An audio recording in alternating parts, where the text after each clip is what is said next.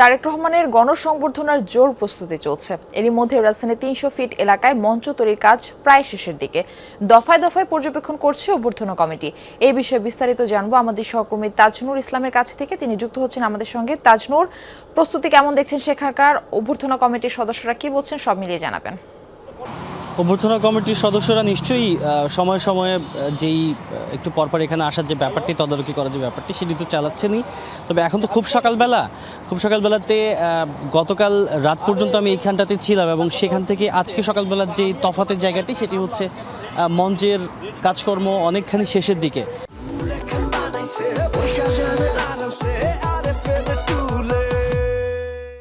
এবং একটি তথ্য আমি আলাদা করে জানাতে চাই এবং দেখাতে চাই যে বিপুল পরিমাণ সেনা সদস্য এরই মধ্যে এই যে ঘটনাস্থল অর্থাৎ মঞ্চের যেই সামনে যে জায়গাটি, সেখানে আসলে সকালবেলাতেই তারা এখানে এসেছেন এবং যেটি মনে হচ্ছে এখন পর্যন্ত দেখে যে সার্বিক যে নিরাপত্তা কার্যক্রম সেটি সেই বিষয়ে আসলে এক ধরনের খোঁজ খবর নেওয়া কিংবা তদারকি করা, সেই কারণে মূলত এইখানটাতে তারা এসেছেন এবং যেটি মনে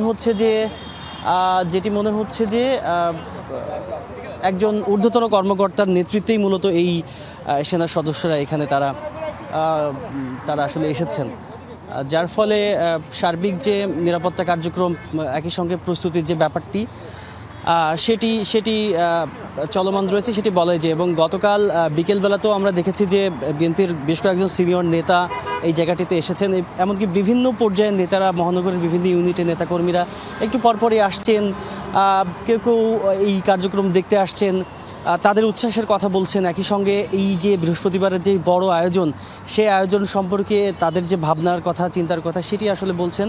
সব মিলিয়ে মঞ্চ তৈরির যে সার্বিক যে কার্যক্রম, সেটি হয়তো আজকের দিনের মধ্যেই সমাপ্ত হয়ে যাওয়ার কথা, যেহেতু আজকের দিনকে বাদ দিলে সামনে রয়েছে মাত্র একটি দিন এবং সেই সময়ের মধ্যেই সম্পূর্ণ কাজকর্ম শেষ করবে এমনটা প্রত্যাশা যারা কাজের সঙ্গে যুক্ত রয়েছেন তাদের।